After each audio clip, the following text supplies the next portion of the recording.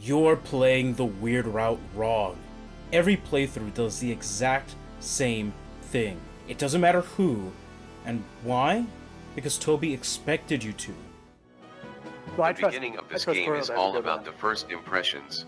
I really wanted people think it was potentially Undertale, so I put so much effort into making Undertale looking world. The game is made for those who played Undertale in mind, and as such, your mindset, despite knowing this is a different world, is the same. You do the most good because you believe you'll receive the best ending, and by doing the most harm, you seek that bad ending you are all so curious to see. However, when Chapter 1 released, we were told our choices don't matter. This is shown by the end result. Regardless if you attacked everyone or spared everyone, you would get a slightly different ending, sure, but the end result is the same. So maybe that voice in the beginning was right? In Chapter 2, we were told we could recruit our foes, but even then, regardless of sparing or attacking, Queen stays, the end result is the same. If only there was another path. Chapter 3 and 4 is the same story, or so you are led to believe, but by attacking even one Darkener, you lose Tenna and Jack. The only way to save them is to recruit everyone. Strange, isn't it, that King and Queen stay, but Tenna and Jack do not? But regardless of your choices, even if Tenna and Jack go away, the end result is still roughly the same. Surely there has to be another path. When Chapter 2 first released, people thought it would be a similar story to 1, but this time we had Noelle.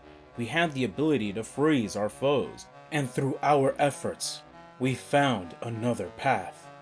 The Forbidden Path. Or so the Mantle game describes it as. The game where some might find out about this route. The Mantle game does show us more than you'd think, however. In Board 1 and 2, there will always be enemies that you don't have to attack. Isn't it strange though? Back in Undertale, we needed to become strong, and to do so, we had to attack everyone we could, showing no mercy. But in Deltarune, it's as though this Mantle game is showing us something else. But what could that mean? When doing the weird route, Noelle's freeze is the only thing that has any permanent outcome.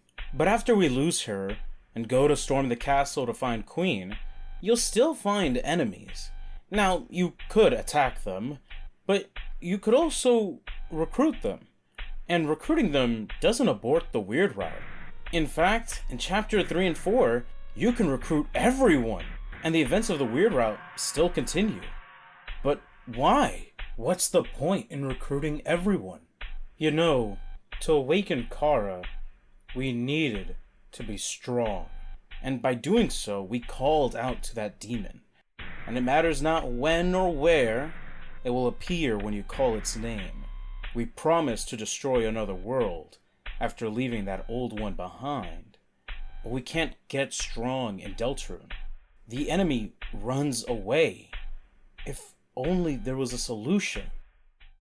Board 3. The Mantle Games Board 3 reveals the answer. Don't you see it? You can still freeze who is required, but you can still save everyone else, and nothing changes. You can still keep Queen, the mini-bosses of Chapter 2, save everyone in Chapters 3 and 4, and, you know, you don't have to give Tenna away either. In a way, Castletown is like a sanctuary, where everyone can be saved, but there's also no escape. No matter where you go, no matter how far, there is no exit, only dead ends. In Undertale, when the enemy lets their guard down, they can be striked down with one attack. It isn't required, but isn't that the most evil thing you can do? To give them hope and take it away?